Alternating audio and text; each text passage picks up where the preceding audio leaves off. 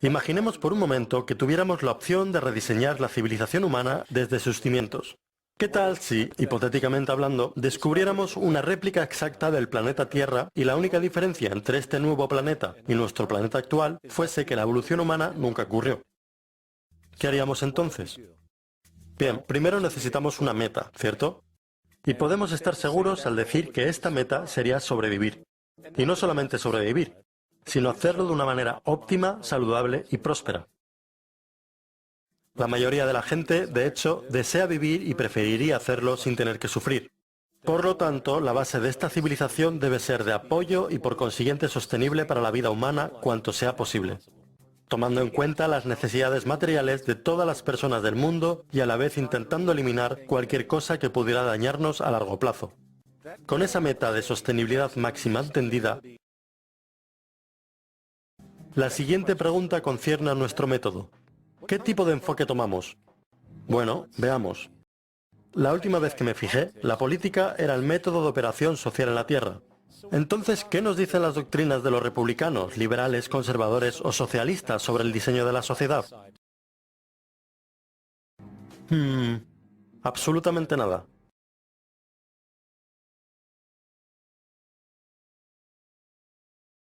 Absolutamente nada. Bien, entonces, ¿qué hay de la religión?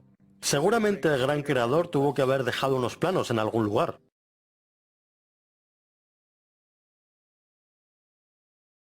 No, nada que pueda encontrar. Nada que pueda encontrar.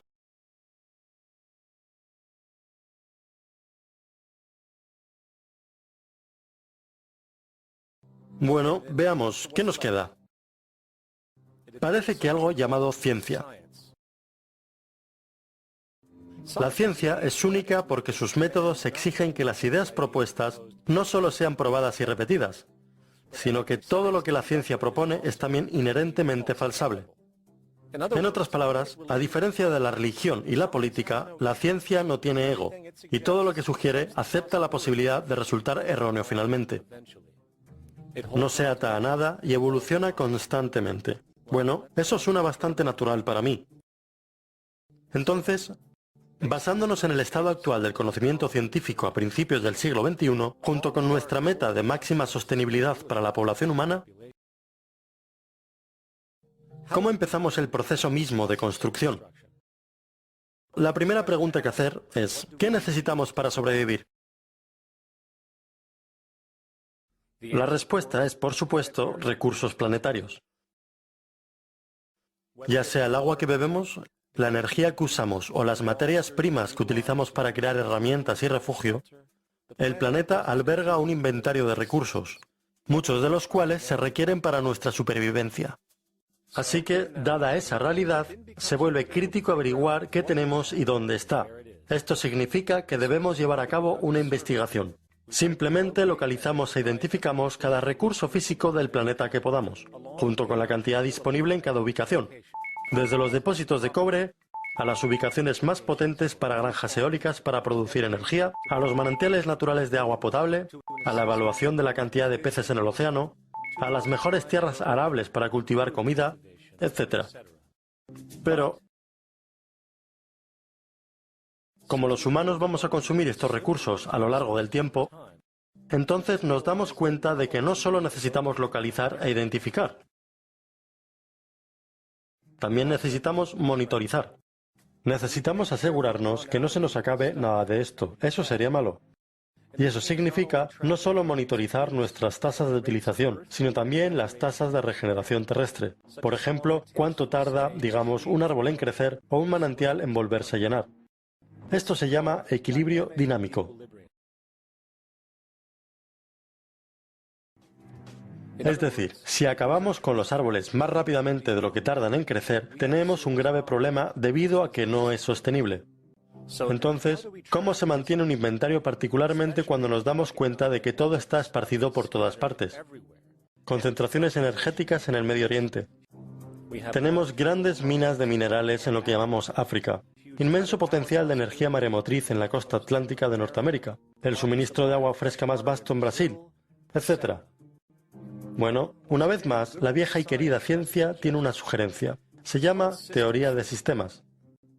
La teoría de sistemas reconoce que el tejido del mundo natural, desde la biología humana a la biosfera terrestre, hasta la atracción gravitacional del propio sistema solar, es un solo sistema enorme unido sinérgicamente, completamente interconectado. Al igual que las células humanas se conectan para formar nuestros órganos y los órganos se conectan para formar nuestros cuerpos. Y ya que nuestros cuerpos no pueden vivir sin los recursos terrestres de alimento, aire y agua, estamos intrínsecamente conectados a la Tierra y así sucesivamente.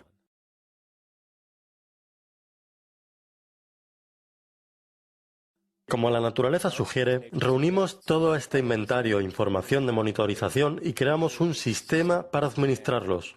Un sistema global de administración de recursos, para contabilizar todos los recursos relevantes en el planeta. Simplemente no hay alternativa lógica si nuestro objetivo como especie a la larga es la supervivencia. Tenemos que administrarlo en conjunto.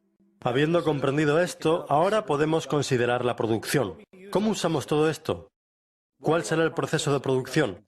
¿Y qué necesitamos considerar para asegurarnos que sea lo más optimizado posible para maximizar nuestra sostenibilidad? Bueno, lo primero que sale a relucir es el hecho de que necesitamos constantemente intentar conservar. Los recursos del planeta son esencialmente finitos. Entonces es importante que seamos estratégicos. La clave es conservación estratégica. Lo segundo que reconocemos es que algunos recursos realmente no son tan buenos como otros en cuanto a rendimiento. En realidad, algunas de estas cosas, cuando son puestas en uso, tienen un efecto terrible en el medio ambiente, lo cual invariablemente afecta a nuestra propia salud. Por ejemplo, el petróleo y los combustibles fósiles. No importa cómo los veas, liberan algunos agentes bastante destructivos en el medio ambiente. Por lo tanto, es crítico que hagamos lo posible por usar tales cosas solo cuando sea realmente necesario, si se da el caso. Afortunadamente, vemos muchas posibilidades solares, eólicas, mareomotrices, undimotrices, geotérmicas y de diferencial térmico para la producción de energía, por lo que podemos idear estrategias objetivas sobre qué usamos y dónde, para evitar las que se podrían llamar retroacciones negativas, o cualquier cosa que resulte de la producción o el uso que dañe el medio ambiente y por lo tanto a nosotros mismos. Llamaremos a esto seguridad estratégica, para asociarlo a nuestra conservación estratégica. Pero las estrategias de producción no se detienen ahí. Vamos a necesitar una estrategia de eficiencia para la propia mecánica de producción. Y lo que encontramos es que hay apenas 3 protocolos específicos a los que debemos adherirnos. 1. Cada bien que producimos debe ser diseñado para durar tanto como sea posible. Naturalmente, cuantas más cosas se estropeen, más recursos necesitaremos para reemplazarlas y más desperdicio será producido.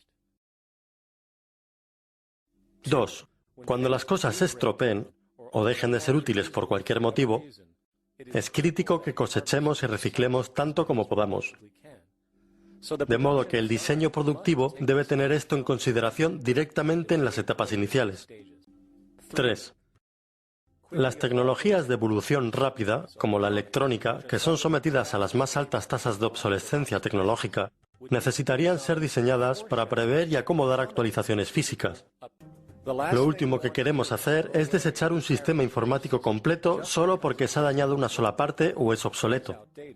Así que simplemente diseñamos los componentes para ser fácilmente actualizados pieza a pieza, estandarizados y universalmente intercambiables, presagiado por la actual tendencia de cambio tecnológico.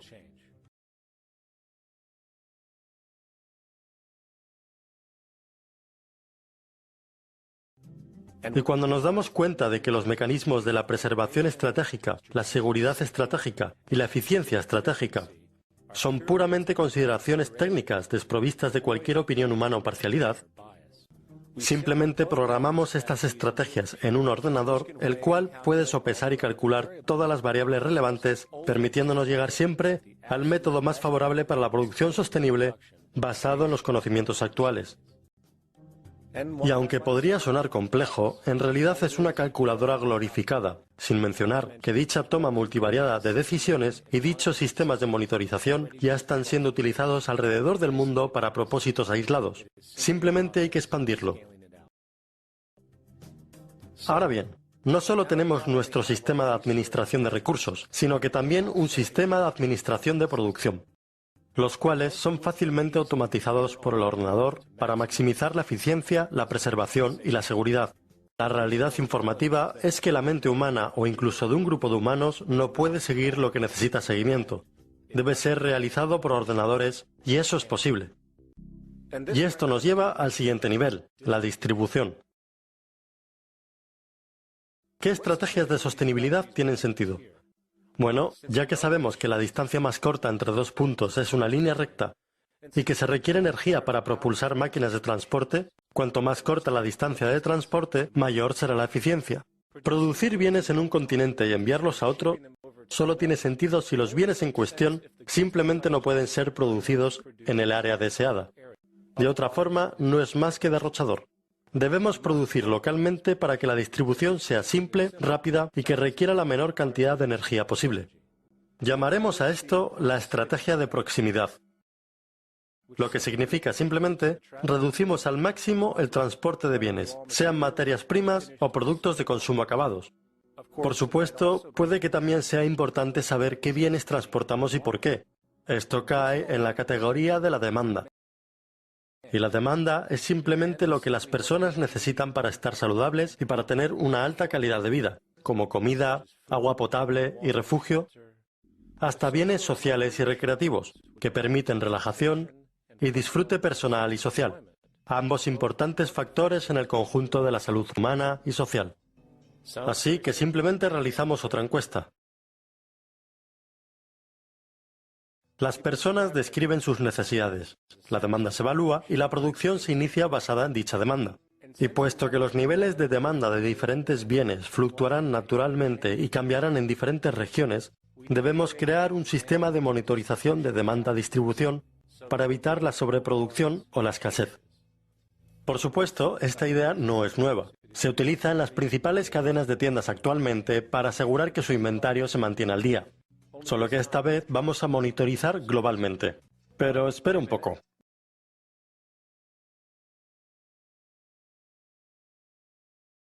No podemos entender completamente la demanda si no tenemos en cuenta el uso real del bien en sí mismo. ¿Es lógico y sostenible que cada ser humano tenga, digamos, una de cada cosa que se produce, sin importar su uso? No, eso sería, sencillamente, derrochador e ineficiente.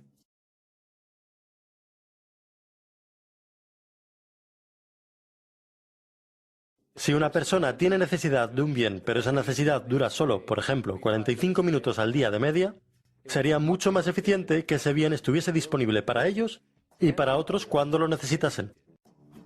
Muchos olvidan que no es el bien lo que quieren, sino el propósito que sirve ese bien. Cuando entendemos que el bien en sí mismo solo es tan importante como su utilidad, vemos que la restricción externa, o lo que podríamos llamar hoy propiedad, es extremadamente derrochador y medioambientalmente ilógico en un sentido fundamental y económico. Así que necesitamos concebir una estrategia llamada acceso estratégico. Esta sería la base para nuestro sistema de monitoreo de demanda-distribución, el cual garantiza que podamos satisfacer la demanda de las necesidades de la población para acceder a lo que sea que necesiten cuando lo necesiten. Y en lo que respecta a adquirir los bienes físicamente, los centros de acceso centralizados y regionales tienen mucho sentido, ya que la mayor parte estarían ubicados muy cerca de la población.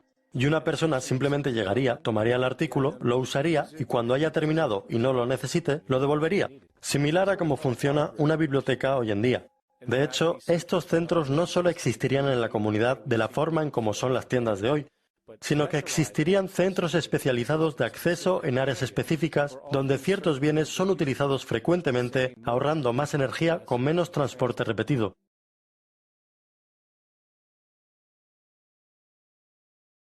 Y una vez el sistema de monitoreo de demanda esté operativo, estará unido a nuestro sistema de gestión de producción y, por supuesto, a nuestro sistema de gestión de recursos, creando así una máquina de gestión económica global, unificada y de actualización dinámica, que simplemente asegure que nos mantengamos sostenibles, comenzando por proteger la integridad de nuestros limitados recursos, trabajando para garantizar que solo fabriquemos los mejores y más estratégicos artículos posibles, mientras distribuyendo todo del modo más inteligente y eficiente posible.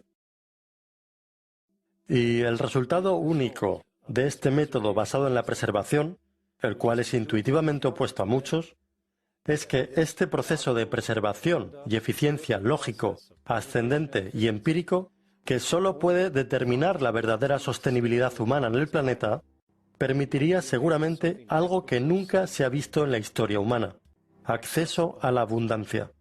No solo para un porcentaje de la población mundial, sino para toda la civilización.